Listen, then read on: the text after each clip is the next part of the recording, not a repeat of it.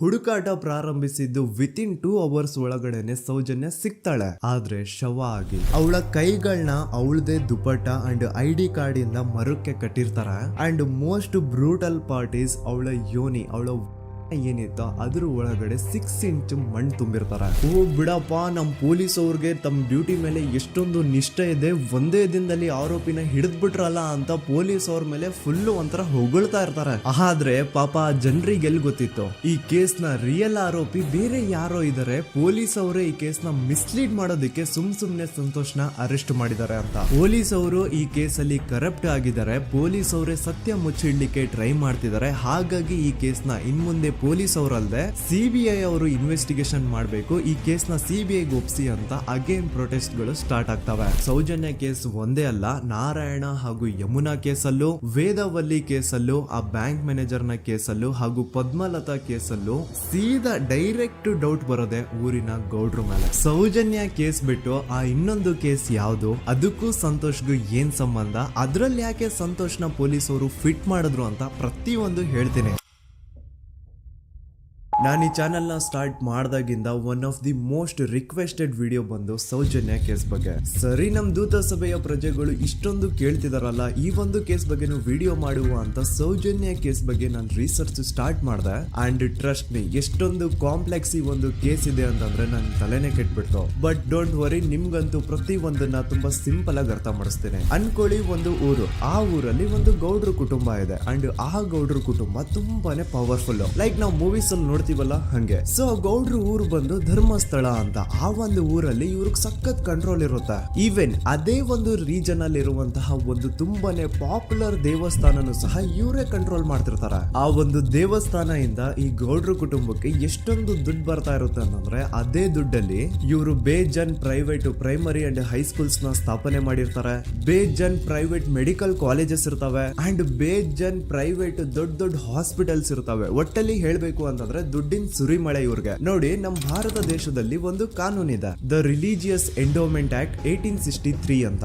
Basically ಈ ಒಂದು ಕಾನೂನು ಏನ್ ಹೇಳುತ್ತೆ ಅಂತಂದ್ರೆ, ಭಾರತದಲ್ಲಿ ಯಾವ್ದೆಲ್ಲ ಹಿಂದೂ ಟೆಂಪಲ್ಸ್ ಇದಾವೋ ಅವೆಲ್ಲ ಗವರ್ಮೆಂಟ್ ಪ್ರಾಪರ್ಟಿ. ಆ ಹಿಂದೂ ಟೆಂಪಲ್ಸ್ ನ ಮ್ಯಾನೇಜ್ಮೆಂಟ್ ಎಲ್ಲ ಗವರ್ಮೆಂಟ್ ಕೈಗೆ ಹೋಗಿ ಗವರ್ಮೆಂಟ್ ಡಿಸೈಡ್ ಮಾಡುತ್ತೆ ಆ ಮ್ಯಾನೇಜ್ಮೆಂಟ್ ಅಲ್ಲಿ ಯಾರ್ ಕೆಲ್ಸಕ್ಕೆ ಇರಬೇಕು, ಯಾರ್ ಕೆಲ್ಸಕ್ಕೆ ಇರಬಾರ್ದು, ಅಂಡ್ ಆ ಟೆಂಪಲ್ ಇಂದ ಬರ್ತಿರುವಂತಹ ಡೊನೇಷನ್ ಅಮೌಂಟ್ ನ ಏನ್ ಮಾಡಬೇಕು ಅಂತ. ಸೊ ಈ ಒಂದು ಕಾನೂನಿನ ಪ್ರಕಾರ ಗವರ್ಮೆಂಟ್ ಇಂಡಿಯಾದಲ್ಲಿ ಇರುವಂತಹ ಆಲ್ಮೋಸ್ಟ್ ಎಲ್ಲಾ ಹಿಂದೂ ಟೆಂಪಲ್ಸ್ ನ ತನ್ನ ಕಂಟ್ರೋಲ್ ಅಲ್ಲಿ ತಗೋತಾ ಇರ್ಬೇಕಾದ್ರೆ ಗವರ್ಮೆಂಟ್ ಅಫಿಷಿಯಲ್ಸ್ ಧರ್ಮಸ್ಥಳ ಶ್ರೀ ಮಂಜುನಾಥ ದೇವಸ್ಥಾನಕ್ಕೂ ರೀಚ್ ಔಟ್ ಮಾಡ್ತಾರೆ. ಅಂಡ್ ಆಗ ಇಷ್ಟು ದಿನ ಟೆಂಪಲ್ ನ ಕಂಟ್ರೋಲ್ ಮಾಡ್ತಿದ್ದಂತಹ ಆ ಗೌಡ್ರ ಕುಟುಂಬ ಏನ್ ಹೇಳುತ್ತೆ ಗೊತ್ತಾ, ಇಲ್ಲ ಇದು ಹಿಂದೂ ಟೆಂಪಲ್ ಅಲ್ಲ, ಇದು ಜೈನ್ ಫ್ಯಾಮಿಲಿಗೆ ಬಿಲಾಂಗ್ ಮಾಡುವಂತಹ ಒಂದು ಪ್ರೈವೇಟ್ ಟೆಂಪಲ್ ಅಂತ ಹೇಳ್ತಾರೆ. ನಾನು ಇಷ್ಟು ದಿನ ಧರ್ಮಸ್ಥಳ ಶ್ರೀ ಮಂಜುನಾಥ ದೇವಸ್ಥಾನ ಒಂದು ಹಿಂದೂ ಟೆಂಪಲ್ ಅಂತ ಅನ್ಕೊಂಡಿದ್ದೆ. ಆದ್ರೆ ಈಗಷ್ಟೇ ನನಗೂ ಗೊತ್ತಾಗಿದ್ದು ಇದು ಹಿಂದೂ ಟೆಂಪಲ್ ಅಲ್ಲ, ಇದು ಒಂದು ಜೈನ್ ಫ್ಯಾಮಿಲಿಗೆ ಬಿಲಾಂಗ್ ಮಾಡುವಂತಹ ಪ್ರೈವೇಟ್ ಜೈನ್ ಟೆಂಪಲ್ ಅಂತ. ಸೊ ಹೀಗಾಗಿ ಗವರ್ಮೆಂಟ್ ಅಫಿಷಿಯಲ್ಸ್ ಏನೂ ಮಾಡಕ್ಕಾಗದೆ ಇವತ್ತಿನವರೆಗೂ ಈ ಒಂದು ಧರ್ಮಸ್ಥಳ ಶ್ರೀ ಮಂಜುನಾಥ ದೇವಸ್ಥಾನನ ಒಂದು ಪ್ರೈವೇಟ್ ಟ್ರಸ್ಟ್ ನಡೆಸ್ಕೊಂಡು ಹೋಗ್ತಿದೆ. ಅಂಡ್ ಆ ಪ್ರೈವೇಟ್ ಟ್ರಸ್ಟ್ ನ ಓನರ್ ಯಾರು, ಅದೇ ಗೌಡ್ರ ಕುಟುಂಬ.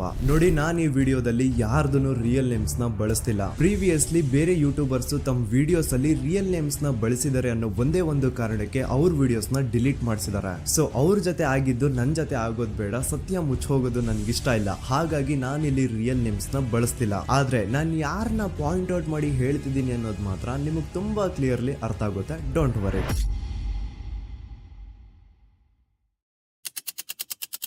ದಿನಾಂಕ 9/10/2012. A very normal day for everyone except Soujanya.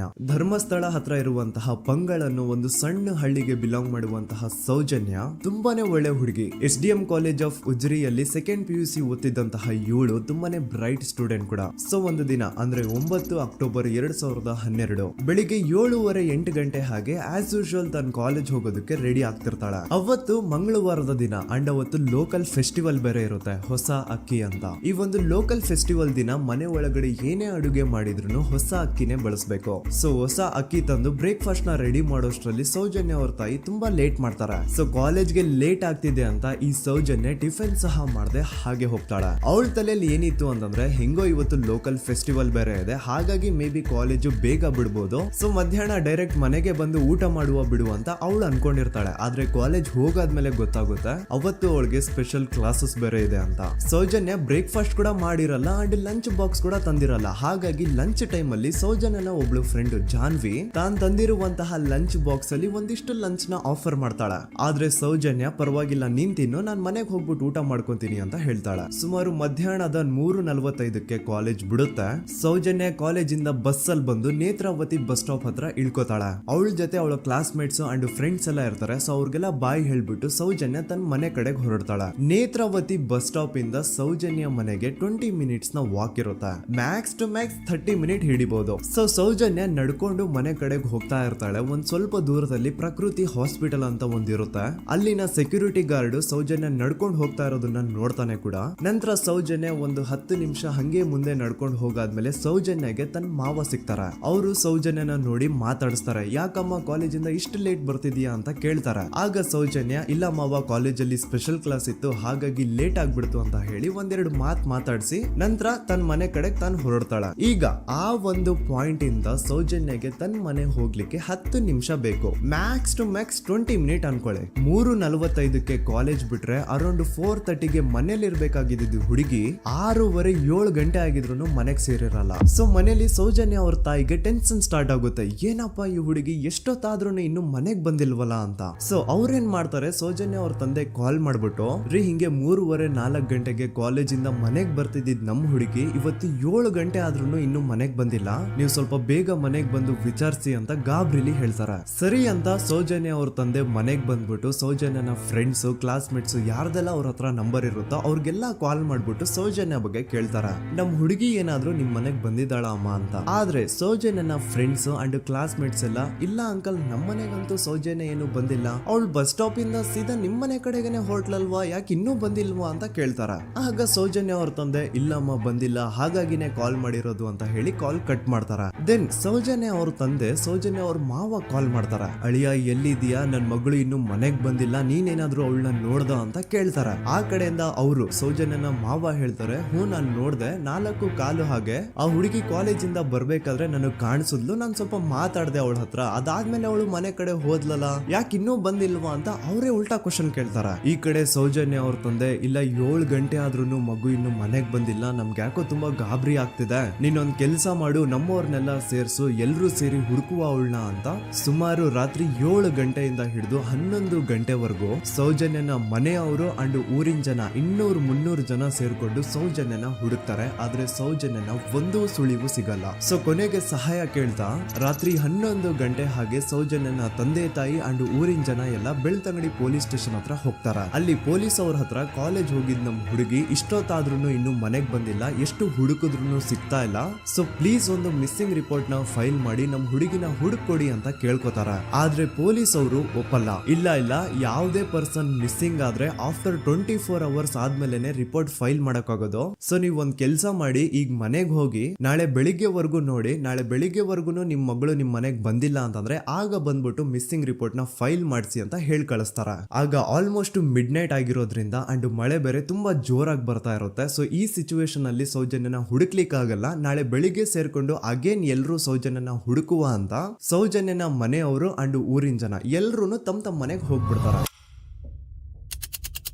Next ದಿನ ಅಂದ್ರೆ 10 ಅಕ್ಟೋಬರ್ 2012 ಬುಧವಾರದ ದಿನ ಬೆಳಿಗ್ಗೆ 10 ಗಂಟೆ ಹಾಗೆ ಸೌಜನ್ಯನ ಮನೆಯವರು ಅಂಡ್ ಊರಿನ 200-300 ಜನ ಸೇರ್ಕೊಂಡು ಅಗೇನ್ ಸೌಜನ್ಯಗೋಸ್ಕರ ಹುಡುಕಾಟ ಸ್ಟಾರ್ಟ್ ಮಾಡ್ತಾರ. ಹುಡುಕಾಟ ಪ್ರಾರಂಭಿಸಿದ್ದು ವಿತಿನ್ 2 ಅವರ್ಸ್ ಒಳಗಡೆನೆ ಸೌಜನ್ಯ ಸಿಗ್ತಾಳೆ. ಆದ್ರೆ ಶವ ಆಗಿ ಆ 200-300 ಊರಿನ ಜನ ಎಲ್ಲ ಸೇರ್ಕೊಂಡು ಏನ್ ಸೌಜನ್ಯನ ಹುಡುಕ್ತಾ ಇದ್ರು ಅದರಲ್ಲಿ ಯಾರೋ ಒಬ್ರಿಗೆ ಸೌಜನ್ಯನ ಮನೆಯಿಂದ ಕೇವಲ 10 ನಿಮಿಷ ದೂರದಲ್ಲಿರುವಂತಹ ಒಂದು ಹಳ್ಳನ ದಡದಲ್ಲಿ ಸೌಜನ್ಯ ಮೃತದೇಹ ಸಿಗುತ್ತಾ.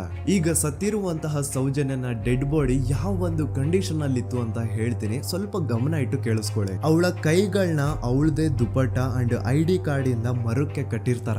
ಅವಳ ಬಾಡಿ ಎಲ್ಲ ನೇಕೆಡ್ ಇರುತ್ತೆ, ಮೈ ಮೇಲೆ ಸರಿಯಾದ ಬಟ್ಟೆ ಇರಲ್ಲ, ಮೈ ಮೇಲೆ ಮಲ್ಟಿಪಲ್ ಕಟ್ ಮಾರ್ಕ್ಸ್ ಇರುತ್ತೆ, ತುಂಬಾ ಜೋರಾಗಿ ಹೊಡೆದಿರುವಂತಹ ಗಾಯಗಳು ಮೈ ಮೇಲೆ ಎದ್ದು ಕಾಣಿಸ್ತಿರ್ತವೆ. ಅವಳ ರಿಪ್ಸ್ ಎದೆ ಭಾಗದ ಮೂಳೆಗಳೆಲ್ಲ ಮುರಿದು ಹೋಗ್ಬಿಟ್ಟಿರ್ತವೆ. And most brutal part is ಅವಳ ಯೋನಿ, ಅವಳ ಏನಿತ್ತೋ ಅದ್ರ ಒಳಗಡೆ 6 ಇಂಚ್ ಮಣ್ಣು ತುಂಬಿರ್ತಾರೆ. ಆ ಬಾಡಿ ಕಂಡೀಷನ್ ನ ನೋಡಿದಾದ್ಮೇಲೆ ಒಂದಂತೂ ತುಂಬಾ ಕ್ಲಿಯರ್ ಆಗಿ ಅರ್ಥ ಆಗುತ್ತೆ, ಅವಳನ್ನ ಯಾರೋ ತುಂಬಾ ಫೋರ್ಸ್ಫುಲಿ ಮಾಡಿ ನಂತರ ನಿರ್ದಯವಾಗಿ ಸಾಯಿಸಿದ್ದಾರೆ ಅಂತ. ಇಲ್ಲಿ ಕ್ರಿಮಿನಲ್ಸ್ ನ ಬುದ್ಧಿವಂತಿಕೆ ನೋಡಿ ಪೊಲೀಸ್ ಅವ್ರಿಗೆ ಏನೂ ಸುಳಿವು ಸಿಗ್ಬಾರ್ದು ಅಂತ ಅವಳ ಯೋನಿ ಒಳಗಡೆ 6 ಇಂಚ್ ಅಷ್ಟು ಮಣ್ಣು ತುಂಬ ಹೋಗಿರ್ತಾರೆ. ಸೊ ದೆನ್ ಪೊಲೀಸ್ ಅವ್ರಿಗೆ ವಿಷಯ ಗೊತ್ತಾಗುತ್ತೆ. ಅವರು ಸ್ಪಾಟ್ ಗೆ ಬಂದು ಸೌಜನ್ಯನ ಬಾಡಿನ ರಿಕವರ್ ಮಾಡಿ ಆ ಒಂದು ಸ್ಪಾಟ್ ನ ಕಂಪ್ಲೀಟ್ ಸೀಸ್ ಮಾಡ್ತಾರೆ. ಒಬ್ಳು ಸಾಮಾನ್ಯ ಮಿಡಲ್ ಕ್ಲಾಸ್ ಹುಡುಗಿ, ಒಬ್ಳು ವೆರಿ ಬ್ರೈಟ್ ಸ್ಟೂಡೆಂಟ್ ನ ಈ ಮಟ್ಟಿಗೆ ಇಷ್ಟು ನಿರ್ದಯವಾಗಿ ಸಾಯಿಸಿರೋದು ಯಾರು? ಇನ್ ಕೇಸ್ ಏನಾದ್ರೂ ಈ ಕ್ರೈಮ್ ಮಾಡಿದವನು ಸಿಕ್ಕಿ ಬಿದ್ರೆ ಅವನ್ನ ಸುಮ್ನೆ ಬಿಡಬಾರ್ದು ಅಂತ ಜನ ಆಕ್ರೋಶ ವ್ಯಕ್ತಪಡಿಸ್ತಾರೆ. ಅಂಡ್ ಗೆಸ್ ವಾಟ್, ನಮ್ ಪೊಲೀಸ್ ಅವರು ಇಷ್ಟೊಂದು ಫಾಸ್ಟ್ ಆಗಿ ಇನ್ವೆಸ್ಟಿಗೇಷನ್ ಕಂಪ್ಲೀಟ್ ಮಾಡ್ತಾರೆ ಅಂತ ನಾನಂತೂ ಎಕ್ಸ್ಪೆಕ್ಟ್ ಮಾಡಿರ್ಲಿಲ್ಲ. ಅಂಡ್ ಈವನ್ ಈ ಒಂದು ವಿಷಯದಿಂದ ಊರಿನ ಜನನು ಶಾಕ್ ಆಗ್ತಾರೆ. ಸೌಜನ್ಯ ಬಾಡಿ ಸಿಕ್ಕಿದ್ದ ನೆಕ್ಸ್ಟ್ ದಿನ ಅಂದ್ರೆ 11 ಅಕ್ಟೋಬರ್ 2012 ಸಂಜೆ 5 ಗಂಟೆ ಹಾಗೆ ಯಾರು ಸೌಜನ್ಯನ ಪಂಡು ಮರ್ಡರ್ ಮಾಡಿದ್ನೋ ಆ ಕ್ರಿಮಿನಲ್ ಕೂಡ ಸಿಕ್ಕಿ ಬೀಳ್ತಾನೆ. ಈಗ ನೀವು ಥಿಂಕ್ ಮಾಡ್ಬೋದು, ಸೌಜನ್ಯನ ಯಾರು ಮರ್ಡರ್ ಮಾಡಿದ್ರು ಅಂಡ್ ಯಾರ ಕ್ರೈಮ್ ನ ಮಾಡಿದ್ರು ಅವನು ನೆಕ್ಸ್ಟ್ ದಿನಾನೇ ಸಿಕ್ಕಿ ಬಿದ್ದ. ಹಾಗಿದ್ರೆ ಈ ಕೇಸ್ ಯಾವಾಗ್ಲೂ ಕ್ಲೋಸ್ ಆಗ್ಬಿಡ್ಬೇಕಿತ್ತು. ಆದ್ರೂ ಸ್ಟಿಲ್ ಇವತ್ತಿನ ದಿನವರೆಗೂ ಯಾಕೆ ಈ ಕೇಸ್ ಪದೇ ಪದೇ ನ್ಯೂಸ್ ಅಲ್ಲಿ ಬರುತ್ತೆ ಅಂದ್ರೆ, ನಮ್ ದೂತ ಸಭೆಯ ಪ್ರಜೆಗಳೇ ರೆಡಿ ಆಗಿ, ಆರೋಪಿ ಸಿಕ್ಕಾದ್ಮೇಲೆ ಈ ಕೇಸು ಕ್ಲೋಸ್ ಆಗಿಲ್ಲ. ಆಕ್ಚುಲಿ ಈ ಕೇಸು ಓಪನ್ ಆಗಿದ್ದೆ ಈಗ. ನೋಡಿ, ಸೌಜನ್ಯನ ಬಾಡಿ ಸಿಕ್ಕಿದ್ದು ನೆಕ್ಸ್ಟ್ ದಿನ ಅಂದ್ರೆ 11 ಅಕ್ಟೋಬರ್ 2012. PSI ಯೋಗೇಶ್ ಅವರು ಯಾರನ್ನ ಈ ಕೇಸಲ್ಲಿ ಅರೆಸ್ಟ್ ಮಾಡಿದ್ರು ಅಂದ್ರೆ ಆತನ ಹೆಸರು ಬಂದು ಸಂತೋಷ್ ರಾವ್. 28-29 ವಯಸ್ಸಿರುವಂತಹ Santosh Rao first of all ಧರ್ಮಸ್ಥಳದವನು ಅಲ್ವೇ ಅಲ್ಲ, ಅವನು ಶೃಂಗೇರಿ ಅವನು. ಸಂತೋಷ್ ರಾವ್ ನ ತಂದೆ ಸ್ಕೂಲ್ ಟೀಚರ್ ಅಂಡ್ ತಾಯಿ ಹೌಸ್ ವೈಫ್. ಸಂತೋಷ್ ಮೊದ್ಲಿಂದನೂ ಒಂದ್ ಸ್ವಲ್ಪ ಮೆಂಟಲಿ ಇಲ್ಲಿರೋದ್ರಿಂದ ಅವನಿಗೆ ವಿದ್ಯೆ ಬರಹ ಅನ್ನೋದು ತಲೆಗೆ ಹೋಗಿರಲ್ಲ. ಹಾಗಾಗಿ ಅವನು ಶೃಂಗೇರಿಯಲ್ಲಿ ಒಂದು ಹೋಟೆಲ್ ಅಲ್ಲಿ ಕೆಲಸ ಮಾಡ್ತಿರ್ತಾನೆ. ಮೆಂಟಲಿ ಅನ್ಸ್ಟೇಬಲ್ ಇದ್ರೂ ಸಹ ಈತನಿಗೆ ದೇವ್ರ ಮೇಲೆ ಬಹಳ ನಂಬಿಕೆ ಇರುತ್ತೆ. ಹಾಗಾಗಿ ತಿಂಗಳಿಗೆ ಒಮ್ಮೆ ಆದ್ರೂ, ಅಟ್ಲೀಸ್ಟ್ 2 ತಿಂಗಳಿಗೆ ಒಮ್ಮೆ ಆದ್ರೂ ಈತ ಯಾವ್ದಾದ್ರು ಒಂದು ಪುಣ್ಯಕ್ಷೇತ್ರಕ್ಕೆ ವಿಸಿಟ್ ಮಾಡಿ ಬರ್ತಿರ್ತಾನೆ. ಹಾಗೇನೆ ಈ ಸತಿನೂ ಸಹ ಈತ ಧರ್ಮಸ್ಥಳಕ್ಕೆ ಬಂದಿರ್ತಾನೆ. ಇವನು ಧರ್ಮಸ್ಥಳಕ್ಕೆ ಬಂದಿದ್ದು ದಿನಾಂಕ 9 ಅಕ್ಟೋಬರ್ 2012. ಈ ದಿನಾಂಕನ ಸ್ವಲ್ಪ ನೋಟ್ ಮಾಡಿ ಇಟ್ಕೊಳ್ಳಿ, ಯಾಕಂತಂದ್ರೆ ಮುಂದೆ ಈ ಕೇಸಲ್ಲಿ ಇದೇ ಮೇಜರ್ ಟರ್ನಿಂಗ್ ಪಾಯಿಂಟ್. ಸೊ ಸೌಜನ್ಯನ ಡೆತ್ ಆಗಿಂತ ಒಂದು ದಿನ ಹಿಂದೆ ಧರ್ಮಸ್ಥಳಕ್ಕೆ ಬಂದಿರುವಂತಹ ಸಂತೋಷ್ ರಾವ್ಗೆ ಎಲ್ಲೂ ಉಳ್ಕೊಳ್ಳಿಕ್ಕೆ ಹೋಟೆಲ್ ಅಲ್ಲಿ ಅಥವಾ ಲಾಡ್ಜ್ ಅಲ್ಲಿ ರೂಮ್ ಸಿಗಲ್ಲ. ರೀಸನ್ ಇಷ್ಟೇ, ಸಂತೋಷ್ ರಾವ್ ನೋಡ್ಲಿಕ್ಕೆ ಸ್ವಲ್ಪ ಮೆಂಟಲಿ ಅನ್ಸ್ಟೇಬಲ್ ಪರ್ಸನ್ ತರ ಇರ್ತಾನೆ. ಅವನ ಅವತಾರ, ಅವನ ವೇಷಭೂಷಣ ಅಷ್ಟು ಸರಿ ಇರಲ್ಲ. ಹಾಗಾಗಿ ಇವನ್ಗೆ ಯಾವುದೇ ಒಂದು ಹೋಟೆಲ್ ಅಲ್ಲಿ ಅಥವಾ ಲಾಡ್ಜ್ ಅಲ್ಲಿ ಎಲ್ಲಿನೂ ರೂಮ್ ಸಿಗಲ್ಲ. ಸೊ ಉಳ್ಕೊಳ್ಳೋಕೆ ಜಾಗ ಸಿಗದೆ ಇವನೇನ್ ಮಾಡ್ತಾನೆ, ಅಲ್ಲೇ ಹತ್ರದಲ್ಲಿರುವಂತಹ ಬಾಹುಬಲಿ ಬೆಟ್ಟಕ್ಕೆ ಹೋಗಿ ಅಲ್ಲಿರುವಂತಹ ಬಾಹುಬಲಿ ಸ್ಟ್ಯಾಚು ಹತ್ರನೇ ಆಶ್ರಯ ತಗೊಳ್ತಾನೆ. ಅಂಡ್ 1-2 ದಿನ ಅವನು ಅಲ್ಲೇ ಉಳ್ಕೋತಾನೆ ಕೂಡ. ಡೇ ಟೈಮ್ ಅಲ್ಲಿ ಧರ್ಮಸ್ಥಳಕ್ಕೆ ಬಂದು ಧರ್ಮಸ್ಥಳ ಶ್ರೀ ಮಂಜುನಾಥ ದೇವಸ್ಥಾನದಲ್ಲಿದ್ದು ಅಲ್ಲೇ ಪ್ರಸಾದ ಊಟ ಎಲ್ಲ ಮಾಡಿ ನಂತರ ನೈಟ್ ಆಗ್ತಿದ್ದಂಗೆ ಬಾಹುಬಲಿ ಬೆಟ್ಟಕ್ಕೆ ಹೋಗಿ ಆ ಸ್ಟ್ಯಾಚು ಹತ್ರನೇ ಮಲ್ಕೊಳ್ತಿರ್ತಾನೆ. ಸೊ ಒಂದು ದಿನ ಅಂದ್ರೆ 11 ಅಕ್ಟೋಬರ್ 2012 ಸಂಜೆ 5 ಗಂಟೆ ಹಾಗೆ ಈ ಸಂತೋಷ್ ರಾವ್ ತನ್ನ ಪಾಡಿಗೆ ತಾನು ಆ ಬೆಟ್ಟದ ಮೇಲೆ ಕೂತ್ಕೊಂಡು ಸೀನರೀಸ್ ನ ಎಂಜಾಯ್ ಮಾಡ್ತಾ ಇರಬೇಕಾದ್ರೆ ಯಾರೋ ಅದೇ ಊರಿನ 5 ಜನ ಕಿಡಿಗೇಡಿಗಳು ಬಂದು ಇವನ್ ಹತ್ರ ಜಗಳ ತೆಗಿತಾರ. ಈ 5 ಜನ ಯಾರು ಅಂತ ನಂತರ ಹೇಳ್ತೀನಿ. ಸೊ ಈ 5 ಜನ ಕಿಡಿಗೇಡಿಗಳು ಸಂತೋಷ್ ರಾವ್ ಹತ್ರ ಜಗಳ ತೆಗೆದು ಅವನ್ನ ಅವಾಚ್ಯ ಶಬ್ದಗಳಿಂದ ಬೈದು ಅವನ್ನ ಹೊಡೆದು, ಅಷ್ಟೇ ಸಾಲದೆ ಆ 5 ಜನ ಸಂತೋಷ್ ರಾವ್ನ ಪೊಲೀಸ್ ಸ್ಟೇಷನ್ಗೆ ಎಳ್ಕೊಂಡ್ ಬಂದು ಇವನು ನಾವು ಬಾಹುಬಲಿ ಬೆಟ್ಟಕ್ಕೆ ಅಂತ ಹೋಗಿದ್ರೆ ಅಲ್ಲಿ ನಮ್ಮ ಮೇಲೆ ಅಟ್ಯಾಕ್ ಮಾಡ್ದ, ಇವ್ನು ನೋಡ್ಲಿಕ್ಕೂ ಸಹ ಒಳ್ಳೆ ಸೈಕೋ ಕಿಲ್ಲರ್ ಇದ್ದಂಗಿದಾನೆ, ನಮ್ಗೆ ಯಾಕೋ ನಿನ್ನೆ ನಮ್ಮ ಊರಲ್ಲಿ ನಡೆದಿರುವಂತಹ ಘಟನೆ ಆ ಸೌಜನ್ಯನ ಪಂಡು ಮರ್ಡರ್ ಇವನೇ ಮಾಡಿದಾನೆ ಅಂತ ಡೌಟ್ ಬರ್ತಿದೆ ಅಂತ ಆ 5 ಜನ ಕಿಡಿಗೇಡಿಗಳು ಸಂತೋಷ್ ರಾವ್ನ ಪೊಲೀಸ್ ಅವ್ರ ಹತ್ರ ಹಾಕೊಡ್ತಾರ. ಅಂಡ್ ಪೊಲೀಸ್ ಅವರು ಕೂಡ ಎಂತವ್ರು ನೋಡಿ, ಯಾರೋ 5 ಜನ ಕಿಡಿಗೇಡಿಗಳು ಬಂದು ಇವನೇ ಕೊಲೆ ಮಾಡಿದಾನೆ ಅಂತ ಹೇಳಿದ ತಕ್ಷಣ ಹಿಂದೆ ಮುಂದೆ ಕ್ರಾಸ್ ಚೆಕ್ ಮಾಡದೆ ಸಂತೋಷ್ ರಾವ್ನ ಅರೆಸ್ಟ್ ಮಾಡಿ ಸೌಜನ್ಯ ಕೇಸ್ನ ಆರೋಪಿ ಸಿಕ್ಕಿದಾನೆ ಅಂತ ಎಲ್ಲಾ ಕಡೆ ಘೋಷಣೆ ಮಾಡ್ಬಿಡ್ತಾರ. ಜನರಿಗೆ ಈ ಕಡೆ ಒಂಥರ ನೆಮ್ಮದಿ, ಓ ಬಿಡಪ್ಪ ನಮ್ ಪೊಲೀಸ್ ಅವ್ರಿಗೆ ತಮ್ಮ ಡ್ಯೂಟಿ ಮೇಲೆ ಎಷ್ಟೊಂದು ನಿಷ್ಠೆ ಇದೆ, ಒಂದೇ ದಿನದಲ್ಲಿ ಆರೋಪಿನ ಹಿಡಿದ್ಬಿಟ್ರಲ್ಲ ಅಂತ ಪೊಲೀಸ್ ಅವ್ರ ಮೇಲೆ ಫುಲ್ ಒಂಥರ ಹೊಗಳ್ತಾ ಇರ್ತಾರೆ. ಆದ್ರೆ ಪಾಪ ಜನರಿಗೆ ಎಲ್ಲಿ ಗೊತ್ತಿತ್ತು ಈ ಕೇಸ್ ನ ರಿಯಲ್ ಆರೋಪಿ ಬೇರೆ ಯಾರೋ ಇದಾರೆ, ಪೊಲೀಸ್ ಅವರೇ ಈ ಕೇಸ್ ನ ಮಿಸ್ಲೀಡ್ ಮಾಡೋದಕ್ಕೆ ಸುಮ್ನೆ ಸಂತೋಷ್ ನ ಅರೆಸ್ಟ್ ಮಾಡಿದ್ದಾರೆ ಅಂತ. ಸೊ ಸಂತೋಷ್ ರಾವ್ ಒಂದು ಹುಡುಗಿಯ ರೇಪ್ ಅಂಡ್ ಮರ್ಡರ್ ಕೇಸ್ ಅಲ್ಲಿ ಅರೆಸ್ಟ್ ಆಗಿದ್ದಾನೆ ಅನ್ನೋ ವಿಷಯ ಸಂತೋಷ್ ನ ತಾಯಿಗೆ ಗೊತ್ತಾದಾಗ ಅವ್ರ ಪಾಪ ನೋವಲ್ಲಿ ಕುರ್ಗಿ ಸಾಯ್ತಾರ. ಅಂಡ್ ಇನ್ನು ಅವ್ರ ತಂದೆ ಒಂದು ಕಡೆ ಪಾಪ ಹೆಂಡತಿನ ಕಳ್ಕೊಂಡಿರುವಂತಹ ನೋವು, ಇನ್ನೊಂದು ಕಡೆ ಮಗ ನೋಡಿದ್ರೆ ಯಾವ್ದೋ ಫಾಲ್ಸ್ ಕೇಸ್ ಅಲ್ಲಿ ಅರೆಸ್ಟ್ ಆಗಿದ್ದಾನೆ. ಈ ಕಡೆ ಕೇಸ್ ನ ಇನ್ವೆಸ್ಟಿಗೇಷನ್ ನಡೀತಾ ಇದೆ. ಅಂಡ್ ಇಲ್ಲಿ ನಾನು PSI ಯೋಗೇಶ್ ಅವ್ರ ಬಗ್ಗೆ ಅಂತೂ ಮೆನ್ಷನ್ ಮಾಡ್ಲೇಬೇಕು. ಈ ಪೊಲೀಸ್ ಆಫೀಸರು ಗೊತ್ತಿದ್ದು ಈ ತಪ್ಪನ ಮಾಡಿದ್ರು ಅಥವಾ ಗೊತ್ತಿಲ್ದೇನೆ ಈ ತಪ್ಪನ ಮಾಡಿದ್ರು ನನ್ಗಂತೂ ಗೊತ್ತಿಲ್ಲ.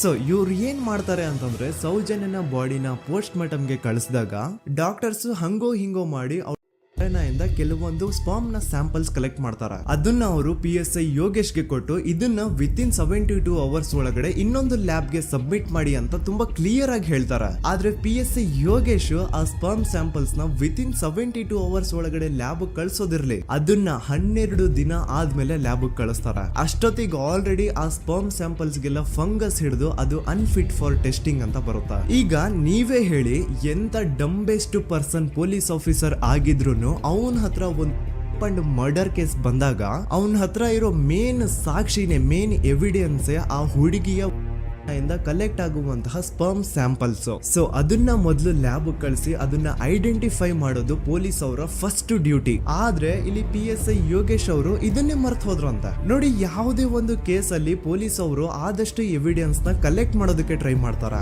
ಆದ್ರೆ ಈ ಒಂದು ಕೇಸ್ ಅಲ್ಲಿ ಮಾತ್ರ ಪೊಲೀಸ್ ಅವರು ಎವಿಡೆನ್ಸ್ ನ ಕಲೆಕ್ಟ್ ಮಾಡೋ ಬದಲಾಗಿ ಎವಿಡೆನ್ಸ್ ನ ಡಿಸ್ಟ್ರಾಯ್ ಮಾಡೋದ್ರಲ್ಲಿ ಮುಂದೆ ಇದ್ರು. ಅಷ್ಟೇ ಅಲ್ಲದೆ ಈ ಪೊಲೀಸ್ ಆಫೀಸರ್ ಸೇರ್ಕೊಂಡು ಸಂತೋಷ್ ರಾವ್ಗೆ ಸೆಲ್ ಅಲ್ಲಿ ಎಂತ ಟಾರ್ಚರ್, ಎಂತ ಹಿಂಸೆ ಕೊಡ್ತಾರೆ ಅಂದ್ರೆ ನೆನ್ಸ್ಕೊಂಡ್ರೆ ಮೈ ಜುಮ್ ಅನ್ನುತ್ತ. ಹೊಡಿಯೋದು, ಕೆಟ್ಟದಾಗ ಬೈಯೋದು, ಇದೆಲ್ಲ common. Most brutal parties Santosh ರಾವ್ನ ಪ್ಯಾಂಟ್ ಬಿಚ್ಚಿ ಅವನ ಪ್ರೈವೇಟ್ ಪಾರ್ಟ್ ಮೇಲೆ ಬಿಸಿ ಬಿಸಿ ಕುದೀತಾ ಇರುವಂತಹ ನೀರ್ ಚಲ್ತಾರ. ಈ ಕ್ರೈಮ್ ನೀನೇ ಮಾಡಿದ್ಯಾ ಅಂತ ಒಪ್ಕೋ, ಇಲ್ಲ ಅಂತಂದ್ರೆ ನಿನ್ನ ಸೆಲ್ ಒಳಗಡೆನೆ ಸಾಯಿಸ್ಬಿಡ್ತೀವಿ, ನಿನ್ನ ತಂದೆ ತಾಯಿ ಎಲ್ರು ಸಾಯಿಸ್ಬಿಡ್ತೀವಿ ಅಂತ ಬ್ಲಾಕ್ ಮೇಲ್ ಮಾಡ್ತಾರ. ನೋಡಿ, ಸಂತೋಷ್ ರಾವ್ ಜಾಗದಲ್ಲಿ ನನ್ನಂತ ನಿಮ್ಮಂತ ನಾರ್ಮಲ್ ಪರ್ಸನ್ ಯಾರಾದ್ರೂ ಇದ್ದಿದ್ರೆ ಪೊಲೀಸ್ ಅವರು ಕೊಡ್ತಿರುವಂತಹ ಹಿಂಸೆನ ತಡ್ಕೊಳಕ್ಕಾಗದೆ ಆ ಕ್ರೈಮ್ ಮಾಡಿಲ್ಲ ಅಂದ್ರೂ ಮಾಡಿದೀನಿ ಅಂತ ಒಪ್ಕೊಬಿಡ್ತಾ ಇದ್ವಿ. ಆದ್ರೆ ಸಂತೋಷ್ ರಾವ್ ಮೆಂಟಲಿ ಇಲ್ಲಿರೋದೇ ಅವನ್ಗೆ ಅಡ್ವಾಂಟೇಜ್ ಆಗೋಯ್ತು. ಪೊಲೀಸ್ಗಳು ಸಂತೋಷ್ ರಾವ್ಗೆ ಎಷ್ಟೇ ಹೊಡೆದ್ರು, ಎಷ್ಟೇ ಬೈದ್ರು, ಎಷ್ಟೇ ಬ್ಲಾಕ್ ಮೇಲ್ ಮಾಡಿದ್ರು ಸಂತೋಷ್ ರಾವ್ ಬಾಯಲ್ಲಿ ನಾನ್ ಈ ಕ್ರೈಮ್ ನ ಮಾಡಿಲ್ಲ ಅಂತಾನೆ ಬರುತ್ತೆ ಹೊರತು ಆ ಕ್ರೈಮ್ ನ ಅವನು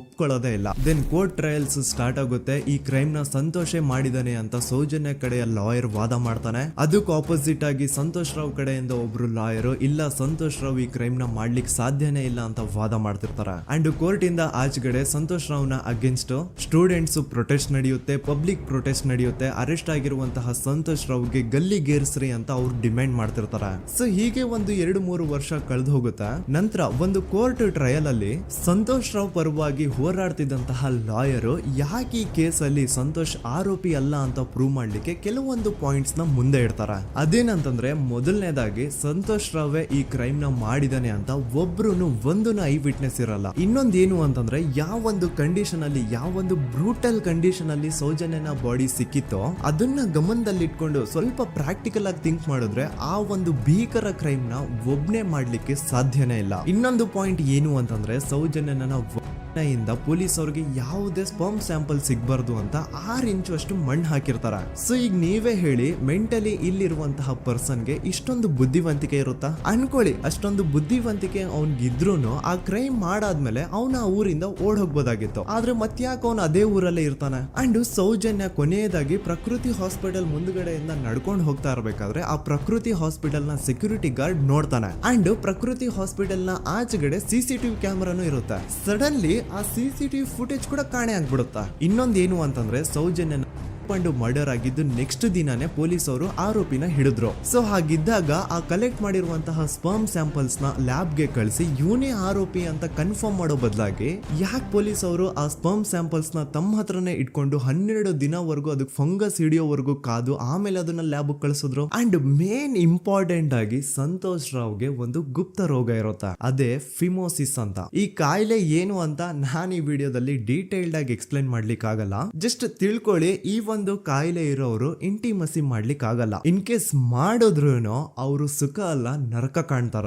ಸೊ ಇಷ್ಟೆಲ್ಲ ವ್ಯಾಲಿಡ್ ಪಾಯಿಂಟ್ಸ್, ಇಷ್ಟೆಲ್ಲ ಫ್ಯಾಕ್ಟ್ಸ್ ಕಣ್ ಮುಂದೆ ಇರ್ಬೇಕಾದ್ರೆ ಸ್ಟಿಲ್ ಪೊಲೀಸ್ ಅವರು ಯಾಕೆ ಈ ಕ್ರೈಮ್ ನ ಸಂತೋಷ್ ರಾವೇ ಮಾಡಿದಾನೆ ಅಂತ ಇವನ್ ಹಿಂದೆ ಬಿದ್ದಿದ್ದಾರೆ. ಯಾಕೆ ಅವರು ಈ ಕ್ರೈಮ್ ಇವನ್ ಬಿಟ್ರೆ ಬೇರೆ ಯಾರಾದ್ರೂ ಮಾಡಿರ್ಬೋದಲ್ಲ ಅಂತ ಆ ಆಂಗಲ್ ಅಲ್ಲಿ ಇನ್ವೆಸ್ಟಿಗೇಷನ್ ಮಾಡ್ತಿಲ್ವಲ್ಲ ಅಂತ ಪೊಲೀಸ್ ಅವರ ಇನ್ವೆಸ್ಟಿಗೇಷನ್ ಮೇಲೆ ಈಗ ಕ್ವಶನ್ ಬರುತ್ತೆ. So after hearing all of this, ಎಲ್ಲರಿಗೂ ಈಗ ಪೊಲೀಸ್ ಅವರ ಇನ್ವೆಸ್ಟಿಗೇಷನ್ ಇನ್ವೆಸ್ಟಿಗೇಷನ್ ಮೇಲೆ ಡೌಟ್ ಬರುತ್ತೆ. ಅಂಡ್ ಈವನ್ ಸೌಜನ್ಯ ಅವ್ರ ಮನೆಯವರು ಕೂಡ ನಿಜವಾದ ಆರೋಪಿ ಸಂತೋಷ್ ಅಲ್ಲ ಅಂತ ತಮ್ಮ ಅಭಿಪ್ರಾಯನ ವ್ಯಕ್ತಪಡಿಸ್ತಾರೆ. ಆಗ ಅಲ್ಲಿವರೆಗೂ ಸಂತೋಷ್ ರಾವ್ನ ಗಲ್ಲಿಗೇರಿಸಿ ಅಂತ ಏನು student protest and public protest ಎಲ್ಲ ನಡೀತಾ ಇತ್ತು, ಈಗ ಅದೆಲ್ಲ ನಿಂತ್ ಹೋಗಿ ಎಲ್ಲಾ ಹೇಟ್ ರೇಟ್ ಪೊಲೀಸ್ ಅವ್ರ ಕಡೆಗೆ ಹೋಗುತ್ತೆ. ಪೊಲೀಸ್ ಅವರು ಈ ಕೇಸಲ್ಲಿ ಕರಪ್ಟ್ ಆಗಿದ್ದಾರೆ, ಪೊಲೀಸ್ ಅವರೇ ಸತ್ಯ ಮುಚ್ಚಿಡ್ಲಿಕ್ಕೆ ಟ್ರೈ ಮಾಡ್ತಿದ್ದಾರೆ. ಹಾಗಾಗಿ ಈ ಕೇಸ್ನ ಇನ್ಮುಂದೆ ಪೊಲೀಸ್ ಅವರಲ್ಲದೆ ಸಿಬಿಐ ಅವರು ಇನ್ವೆಸ್ಟಿಗೇಷನ್ ಮಾಡಬೇಕು, ಈ ಕೇಸ್ನ ಸಿಬಿಐ ಒಪ್ಸಿ ಅಂತ ಅಗೇನ್ ಪ್ರೊಟೆಸ್ಟ್ ಗಳು ಸ್ಟಾರ್ಟ್ ಆಗ್ತವೆ. ಸೊ ಧರ್ಮಸ್ಥಳದಲ್ಲಿ ಇಷ್ಟೊಂದು ಹೋರಾಟಗಳಾಗ್ತಿದಾವೆ, ಒಬ್ಳು ಹುಡುಗಿ ಜೊತೆ ಇಷ್ಟೊಂದು ಅನ್ಯಾಯ ಆಗಿದೆ,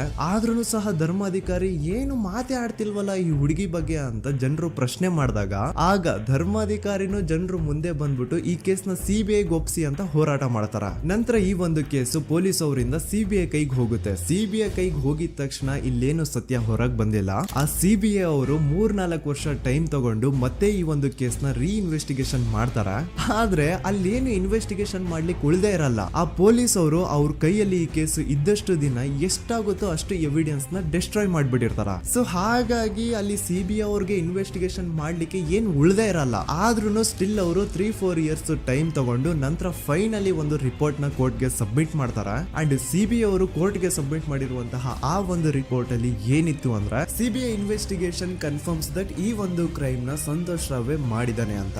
ಆದ್ರೆ ಐರಾನಿ ಈಸ್ ಇದೇ ಒಂದು ರಿಪೋರ್ಟ್ ಅಲ್ಲಿ ಇವ್ರು ಏನ್ ಹೇಳ್ತಾರೆ ಅಂದ್ರೆ ಅವ್ರಿಗೆ ಯಾವುದೇ ತರ ಎವಿಡೆನ್ಸ್ ಸಿಕ್ಕಿಲ್ಲ ಅಂತ. ಯಾಕಂದ್ರೆ ಈ ಸೌಜನ್ಯ ಕೇಸು ಪೊಲೀಸ್ ಅವ್ರ ಕೈಯಲ್ಲಿ ಇದ್ದಾಗ ಪೊಲೀಸ್ ಅವರು ತಮ್ಮ ನಿರ್ಲಕ್ಷ್ಯದಿಂದ ಎಲ್ಲಾ ಎವಿಡೆನ್ಸ್ ನ ಕಳ್ಕೊಂಡ್ಬಿಟ್ಟಿರ್ತಾರ. ಅಂತದ್ರಲ್ಲಿ ಯಾವ ಒಂದು ಆಧಾರದ ಮೇಲೆ ಇವರು ಸಂತೋಷ್ ರಾವ್ ಈ ಕ್ರೈಮ್ ನ ಮಾಡಿದ್ದಾರೆ ಅಂತ ಕ್ವಶನ್ ಮಾಡಿದಾಗ ಸಿಬಿಐ ಅವ್ರ ಕಡೆಯಿಂದ ನೋ ಆನ್ಸರ್. ನೋಡಿ, ಮೊದ್ಲು ಈ ಒಂದು ಕೇಸ್ ನ ಪೊಲೀಸ್ ಅವರು ಇನ್ವೆಸ್ಟಿಗೇಷನ್ ಮಾಡಿ ನಂತರ ಈ ಒಂದು ಕೇಸು ಸಿಬಿಐ ಅವ್ರ ಕೈಗೆ ಹೋಗಿ ಅವರು 3-4 ವರ್ಷ ಟೈಮ್ ತಗೊಂಡು ಇನ್ವೆಸ್ಟಿಗೇಷನ್ ಮಾಡಿ ದೆನ್ ಫೈನಲ್ ರಿಪೋರ್ಟ್ ನ ಕೋರ್ಟ್ ಗೆ ಸಬ್ಮಿಟ್ ಮಾಡೋಷ್ಟ್ರಲ್ಲಿ ಸುಮಾರು 5-6 ವರ್ಷ ಕಳೆದು ಹೋಗಿರುತ್ತೆ. ಅಂಡ್ ಸ್ಟಿಲ್ ಈ ಒಂದು ಕೇಸಲ್ಲಿ ಏನೂ ಕನ್ಕ್ಲೂಷನ್ ಸಿಕ್ಕಿರಲ್ಲ.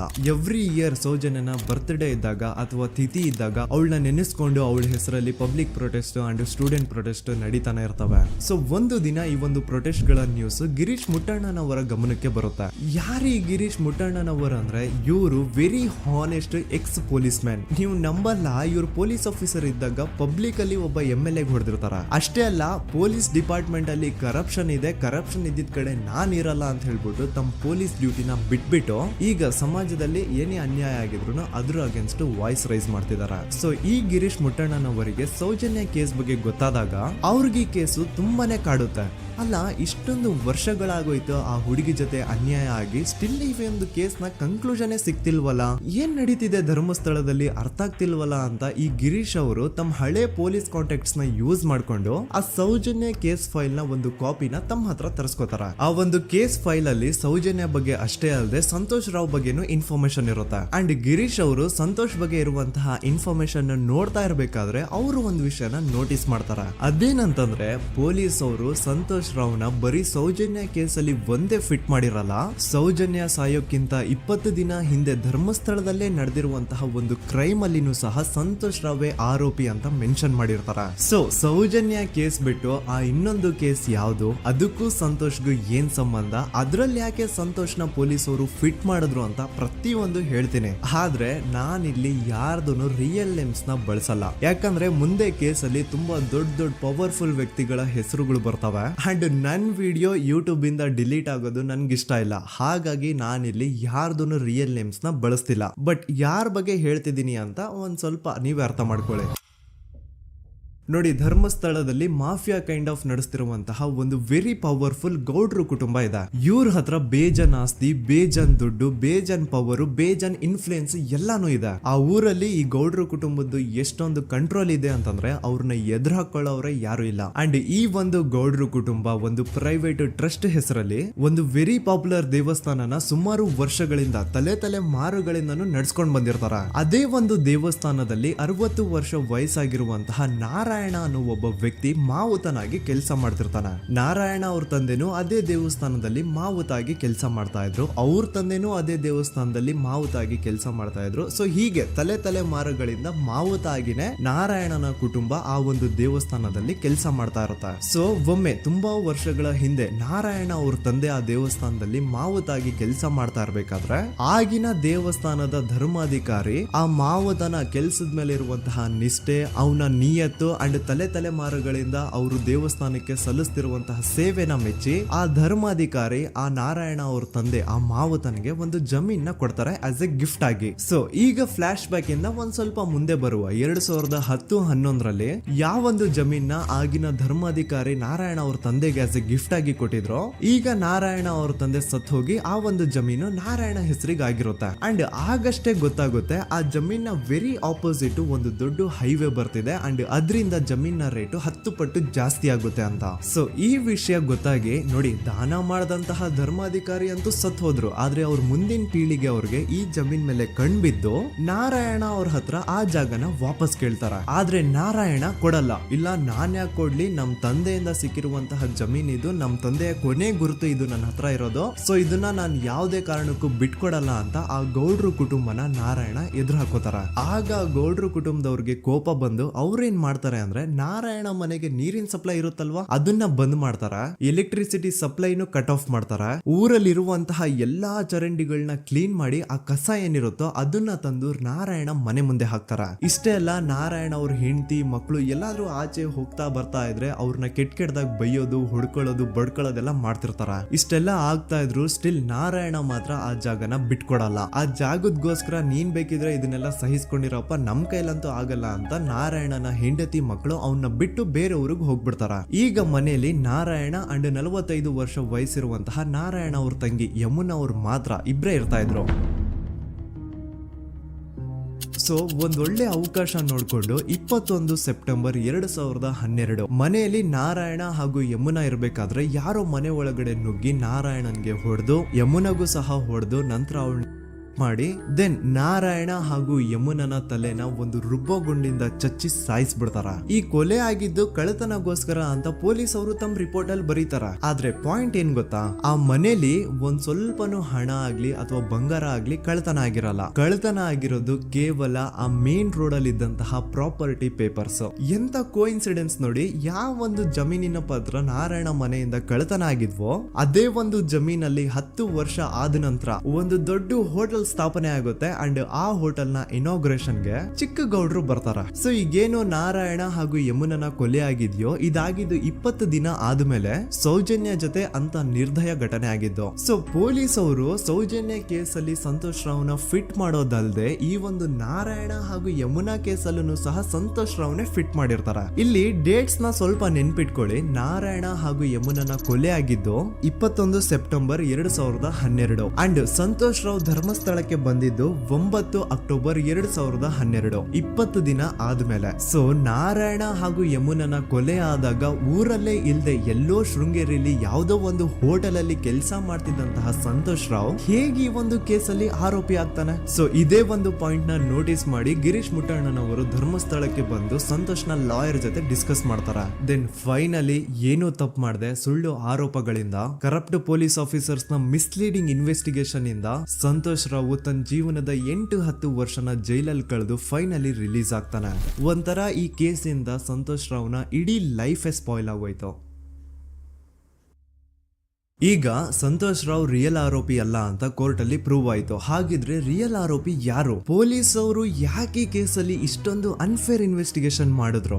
ಯಾರ ರಿಯಲ್ ಹೆಸರನ್ನ ಮುಚ್ಚಿಡ್ಲಿಕ್ಕೆ ಪೊಲೀಸ್ ಆಫೀಸರ್ಸ್ ಈ ಒಂದು ಕೇಸಲ್ಲಿ ಸಂತೋಷ್ ರಾವ್ನ ಸಿಗ್ಹಾಕ್ಸಿದ್ರು? ಇದೆಲ್ಲ ಥಿಂಕ್ ಮಾಡ್ತಾ ಹೋದ್ರೆ ನೋಡಿ ಆ ಊರಲ್ಲಿ ಆ ಪೊಲೀಸ್ ಆಫೀಸರ್ಸ್ಗೆ ಲಂಚ ಕೊಡೋಷ್ಟು, ಒಂದು ಪೊಲೀಸ್ ಇನ್ವೆಸ್ಟಿಗೇಷನ್ ನ ಸ್ಟಾಪ್ ಮಾಡೋಷ್ಟು ಅಥವಾ ಇನ್ವೆಸ್ಟಿಗೇಷನ್ ನ ಮಿಸ್ಲೀಡ್ ಮಾಡೋಷ್ಟು ಇನ್ಫ್ಲುಯೆನ್ಸ್ ಆಗ್ಲಿ, ಪವರ್ ಆಗ್ಲಿ ಅಥವಾ ಮನಿ ಆಗ್ಲಿ ಊರಿನ ಗೌಡ್ರು ಹತ್ರ ಮಾತ್ರ ಇದ್ದಿದ್ದು. ಸೊ ಈಗ ಸಂಶಯದ ಮುಳ್ಳು ಗೌಡ್ರು ಕಡೆ ತಿರುಗುತ್ತಾ ನೋಡಿ. ಪೊಲೀಸ್ ಅವರು ಸುಮ್ನೆ ಸಂತೋಷ್ ರಾವ್ನ ನಾರಾಯಣ ಹಾಗೂ ಯಮುನಾ ಕೇಸಲ್ಲಿ ಫಿಟ್ ಮಾಡಿದ್ರು. ಈಗ ಆ ಒಂದು ಕೊಲೆ ಪ್ರಕರಣಕ್ಕೂ ಸಂತೋಷ್ ರಾವ್ಗೂ ಏನು ಸಂಬಂಧನೇ ಇರ್ಲಿಲ್ಲ. ಹಂಗೆ ಥಿಂಕ್ ಮಾಡಿ ನಾರಾಯಣ ಸತ್ರೆ ಅಥವಾ ಅವನ ತಂಗಿ ಯಮುನಾ ಸತ್ರೆ ಯಾರಿಗ ಅಡ್ವಾಂಟೇಜ್ ಆಗುತ್ತೆ? ಊರಿನ ಗೌಡ್ರಿಗೆ, ಯಾಕಂದ್ರೆ ಅವ್ರಿಗ ಜಮೀನ್ ಸಿಗುತ್ತಾ. ಸೊ ಈಗ ನಾರಾಯಣ ಹಾಗೂ ಯಮುನಾ ಕೇಸಲ್ಲಿ ಸಂತೋಷ್ ರಾವ್ ಆರೋಪಿ ಅಲ್ಲ ಅಂತ ಪ್ರೂವ್ ಆದ್ಮೇಲೆ ಹಾಗಿದ್ರೆ ಆ ಕೊಲೆ ಮಾಡ್ದವ್ರು ಯಾರು ಅಂತ ಹಾಗೆ ಥಿಂಕ್ ಮಾಡಿದ್ರೆ ಗಿರೀಶ್ ಮುಟ್ಟಣ್ಣನವರಿಗೆ ಆ ಊರಿನ ಗೌಡ್ರ ಮೇಲೆ ಡೌಟ್ ಬರುತ್ತೆ. ಅದೇ ಒಂದು ಡೌಟ್ ಅಲ್ಲಿ ಗಿರೀಶ್ ಮುಟ್ಟಣ್ಣನವರು ಮಹೇಶ್ ತಿಮ್ರೊಡ್ಡಿ ಅಂತ ಇನ್ನೊಬ್ರ ಜೊತೆ ಸೇರ್ಕೊಂಡು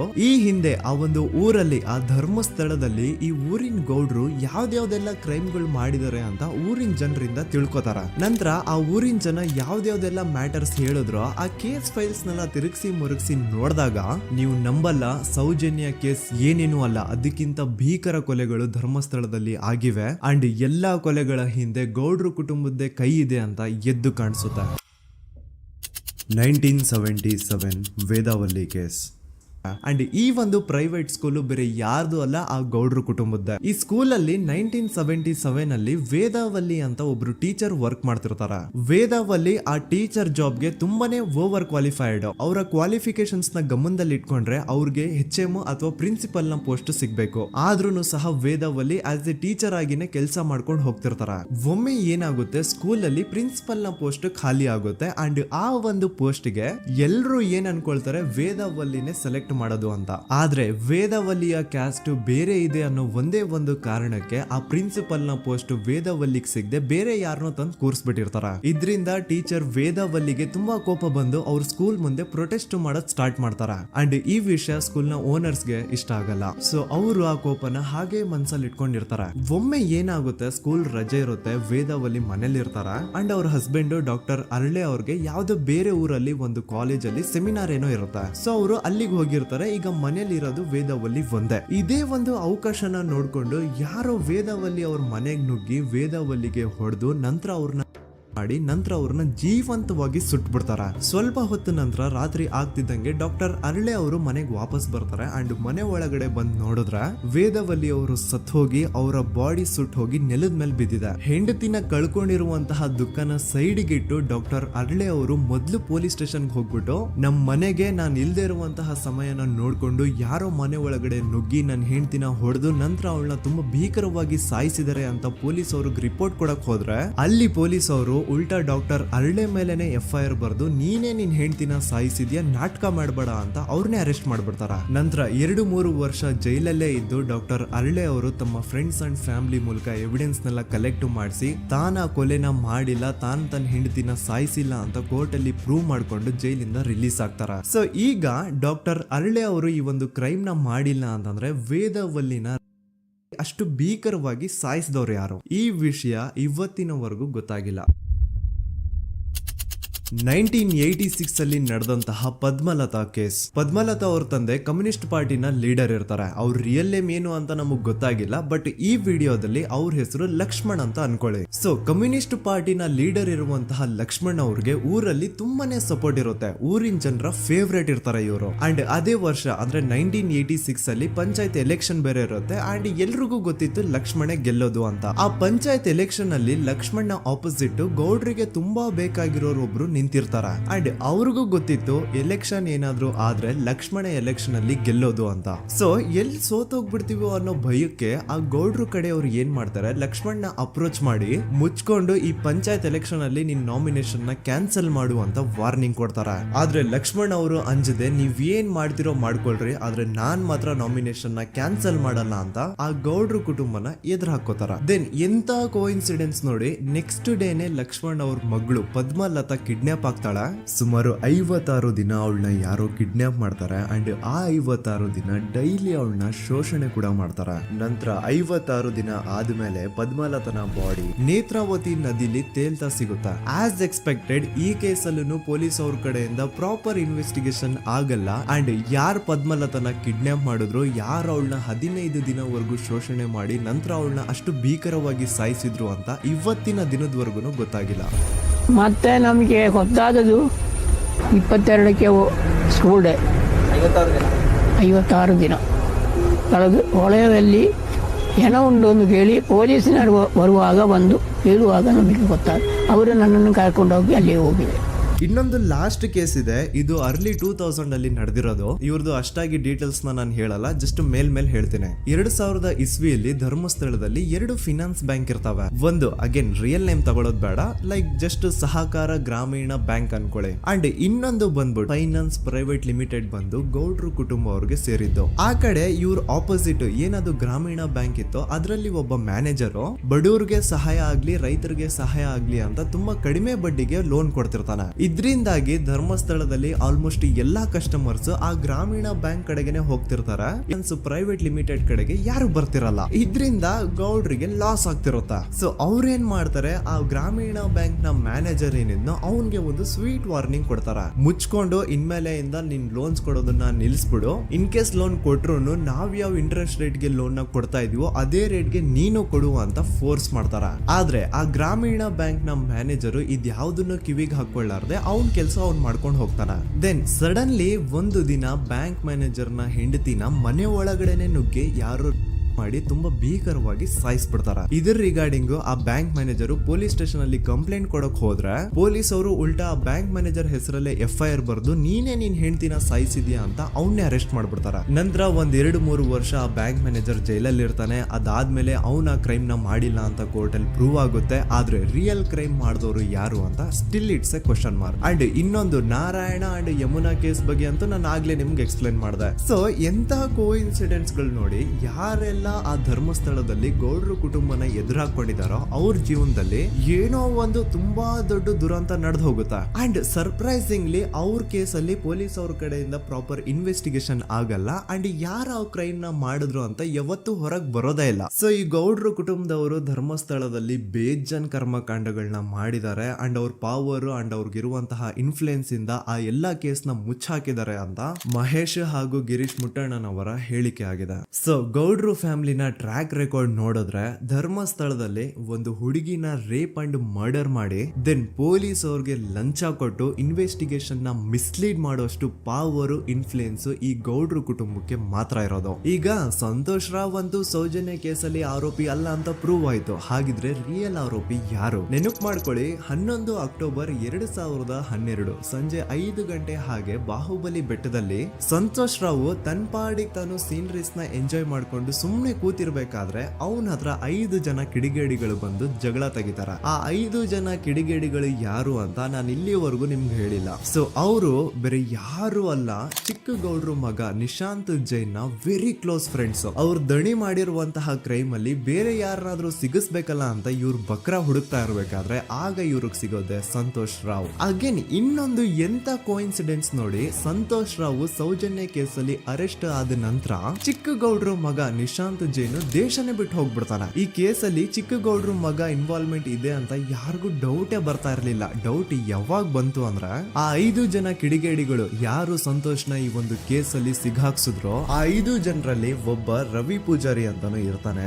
ಅವನ್ಗೆ ತಾನು ತಪ್ಪು ಮಾಡಿದೀನಿ ಅಂತ ಗಿಲ್ಟ್ ಕಾಡುತ್ತೋ ಅಥವಾ ಬೇರೆ ಏನೋ ಗೊತ್ತಿಲ್ಲ, ಆದ್ರೆ ಅವನೇ ಸ್ವತಃ ಪೊಲೀಸ್ ಅವ್ರ ಹತ್ರ ಹೋಗ್ಬಿಟ್ಟು ಸೌಜನ್ಯ ಕೇಸಲ್ಲಿ ನಿಜವಾದ ಆರೋಪಿ ಸಂತೋಷ್ ಅಲ್ಲ ಕಂಡ್ರು, ಅವನ್ನ ಸುಮ್ನೆ ಸಿಗಾಕ್ಸಿರೋದಷ್ಟೇ, ನಿಜವಾದ ಆರೋಪಿಗಳು ಚಿಕ್ಕ ಗೌಡ್ರು ಮಗ ನಿಶಾಂತ್ ಜೈನ್ ಅಂಡ್ ಅವನ್ ಫ್ರೆಂಡ್ಸ್ ಸೂರಜ್, ಕಿರಣ್ ಅಂಡ್ ಕಣ್ಮಣಿ ಅಂತ. ಈ ಎಲ್ಲಾ ವಿಷಯನ ರವಿ ಪೂಜಾರಿ ಪೊಲೀಸ್ ಅವ್ರಿಗೆ ತಿಳಿಸ್ತಾನೆ. ಅಗೇನ್ ಎಂತ ಒಂದು ಕೋಇನ್ಸಿಡೆನ್ಸ್ ನೋಡಿ, ಈ ವಿಷಯಗಳನ್ನ ಊರಿನ ಜನರು ಮುಂದೆ ಹೇಳಿದಂತಹ ರವಿ ಪೂಜಾರಿ ಆಕಸ್ಮಿಕವಾಗಿ ಸತ್ತು ಹೋಗ್ಬಿಡ್ತಾನೆ. ಇವನು ಹೇಳಿದ್ದು ನಿಜ ಅಂತ ಜನರಿಗೆ ಯಾವಾಗ ಕನ್ಫರ್ಮ್ ಆಗುತ್ತೆ ಅಂದ್ರೆ ಸೌಜನ್ಯಗೆ ತುಂಬಾ ಹತ್ರವಾದವ್ರು ಒಬ್ರು ಯಶೋಧ ಅನ್ನೋರು ಕೋರ್ಟ್ ಅಲ್ಲಿ ಬಂದ್ಬಿಟ್ಟು ಸೌಜನ್ಯ ಕೊಲೆ ಆಗಿದ್ದ ದಿನ ಆ ಒಂದು ಸ್ಪಾಟ್ ಅಲ್ಲಿ ನಾನು ಈ 3 ಜನರನ್ನ ನೋಡಿದ್ದೆ ಅಂತ ಸಾಕ್ಷಿ ಹೇಳ್ತಾರೆ. ಈಗ ಎಲ್ಲಾ ಡಾಟ್ಸ್ ನ ಕನೆಕ್ಟ್ ಮಾಡ್ತಾ ಹೋದ್ರೆ ಸೌಜನ್ಯ ಕೇಸ್ ಒಂದೇ ಅಲ್ಲ, ನಾರಾಯಣ ಹಾಗೂ ಯಮುನಾ ಕೇಸಲ್ಲೂ, ವೇದವಲ್ಲಿ ಕೇಸಲ್ಲೂ, ಆ ಬ್ಯಾಂಕ್ ಮ್ಯಾನೇಜರ್ ನ ಕೇಸಲ್ಲೂ ಹಾಗೂ ಪದ್ಮಲತಾ ಕೇಸಲ್ಲೂ ಸೀದಾ ಡೈರೆಕ್ಟ್ ಡೌಟ್ ಬರೋದೆ ಊರಿನ ಗೌಡ್ರ ಮೇಲೆ. I really want to appreciate Kudla rampage YouTube channel, third eye YouTube channel, Girish ಮುಟ್ಟಣ್ಣನವರು ಸರ್ ಹಾಗೂ ಮಹೇಶ್ ಅವರು ಅಂಡ್ ಆಲ್ ಅದರ್ಸ್. ಇವರ ಕಾನ್ಸ್ಟೆಂಟ್ ಎಫರ್ಟ್ಸ್ ಇಂದಾನೆ ಸತ್ಯ ಏನಂತ 1 by 1 ಹೊರಗೆ ಬರ್ತಿದೆ and they are trying their level best to catch real criminals. At present Sowjanya case ಬಗ್ಗೆ ಅಪ್ಡೇಟ್ ಏನು ಅಂತಂದ್ರೆ ಹೈಕೋರ್ಟ್ ವರೆಗೂ ಈ ಒಂದು ಕೇಸ್ ಹೋಗಿದೆ ಅಂಡ್ ಈ ಕೇಸ್ ಅಲ್ಲಿ ಈಗ ಇನ್ನೊಮ್ಮೆ ಮತ್ತೆ ಫ್ರೆಶ್ ಆಗಿ ರೀಇನ್ವೆಸ್ಟಿಗೇಷನ್ ಸ್ಟಾರ್ಟ್ ಆಗಬೇಕು ಅಂತ ಹೋರಾಟ ನಡೀತಿದೆ. ಸುದೂತ ಪ್ರಜೆಗಳೇ, ಇದಾಗಿತ್ತು ಸೌಜನ್ಯ ಕೇಸ್ ಬಗ್ಗೆ ನಮ್ಮ ಒಂದು ಡೀಟೇಲ್ಡ್ ವಿಡಿಯೋ. ಈ ವಿಡಿಯೋದಲ್ಲಿ ನನ್ನಿಂದ ಎಲ್ಲಾದ್ರೂ ಏನಾದ್ರೂ ಚಿಕ್ಕ ಪುಟ್ಟ ಇನ್ಫಾರ್ಮೇಶನ್ ಮಿಸ್ ಆಗಿದ್ರೆ ಅಥವಾ ಮಿಸ್ಟೇಕ್ ಆಗಿದ್ರೆ ಅದನ್ನ ದಯವಿಟ್ಟು ಕಮೆಂಟ್ ಸೆಕ್ಷನ್ ಅಲ್ಲಿ ಹೈಲೈಟ್ ಮಾಡಿ. ಈ ವಿಡಿಯೋ ಯಾವಾಗ ಯೂಟ್ಯೂಬ್ ಇಂದ ಡಿಲೀಟ್ ಆಗುತ್ತೋ ನನ್ಗಂತೂ ಗೊತ್ತಿಲ್ಲ. ಸೊ ಪ್ಲೀಸ್ ಆದಷ್ಟು ಬೇಗ ಇದನ್ನ ಎಲ್ಲಾ ಕಡೆ ಶೇರ್ ಮಾಡಿ. ಓಕೆ ಪ್ರಜೆಗಳೇ, ಇವತ್ತಿಗಿಷ್ಟು ಸಾಕು ಅನ್ಕೊಳ್ತೀನಿ. ನಾನು ನಿಮ್ಮ ದೂತ ಸಮೀರ್ MD. ಮತ್ತೆ ಸಿಗ್ತೀನಿ ನೆಕ್ಸ್ಟ್ ವಿಡಿಯೋದಲ್ಲಿ.